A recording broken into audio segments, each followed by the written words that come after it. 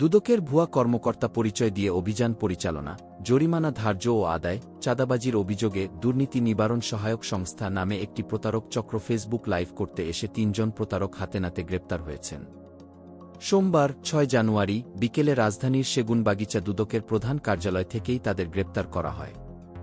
এরপর ওই ৩ প্রতারকসহ ১৪ জনের বিরুদ্ধে পল্টন থানায় মামলা দায়ের করা হয়।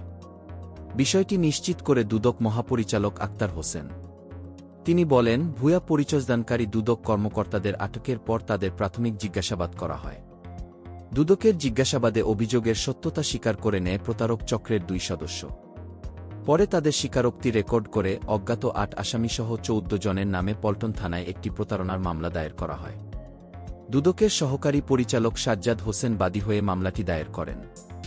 গ্রেপ্তার আসামিরা হলেন কথিত দুর্নীতি নিবারণ সহায়ক সংস্থার নির্বাহী পরিচালক রফিকুল ইসলাম সম্রাট, সংস্থার পরিচালক অপারেশন রায়হান ওরফে সিয়াদ রায়হান, নেত্রকোনার সাইফুল ইসলাম। এছাড়াও মামলার অন্য অভিযুক্তরা হলেন পটুয়াখালীর বাসিন্দা সোলাইমান মুফতি, সিয়াম মাহমুদ মোবারক, হবিগঞ্জের রনি আহমেদ পায়েল এবং অজ্ঞাত পরিচয়ে আরও ৮ জন। দুদক মহাপরিচালক আক্তার হোসেন বলেন, সরকারি কর্মচারী না হয়েও পরস্পর যোগসাজশে সরকারি কর্মচারীর ছদ্মবেশ ধারণ করে প্রতারণার আশ্রয়ে দুর্নীতির অভিযোগ রয়েছে এমন ব্যক্তিদের ভয়ভীতি প্রদর্শন করে এবং বিভিন্ন সরকারি দপ্তরসহ ২ শতাধিক বেসরকারি স্থানে আইন বহির্ভূত অভিযান পরিচালনা করেন।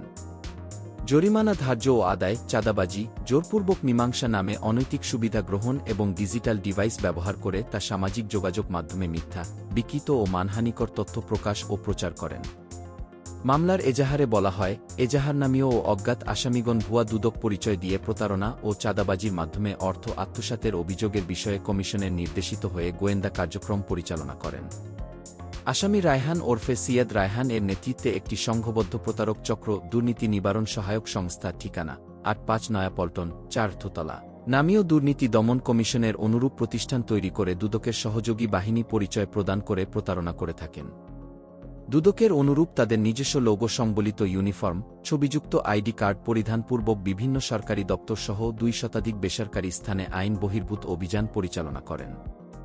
অভিযান পরবর্তীতে সংশ্লিষ্ট কর্মকর্তাগণ ভুক্তভোগী জনগণের কাছ থেকে চাঁদা দাবি, অন্যথায় দুদককে অভিযোগ দেওয়া এবং অভিযান পরিচালনাকালে বিনা অনুমতিতে ধারণকৃত ভিডিও সামাজিক যোগাযোগ মাধ্যম সাইড ওয়েহ্যান অফিশিয়াল এবং ইউটিউব আইডি ১ আইনের চোখ সাইড ওয়েহ্যান বিকৃত তথ্য প্রচার করে ক্ষতিগ্রস্ত করার হুমকি প্রদান ও ভীতি প্রদর্শন করে আসছে।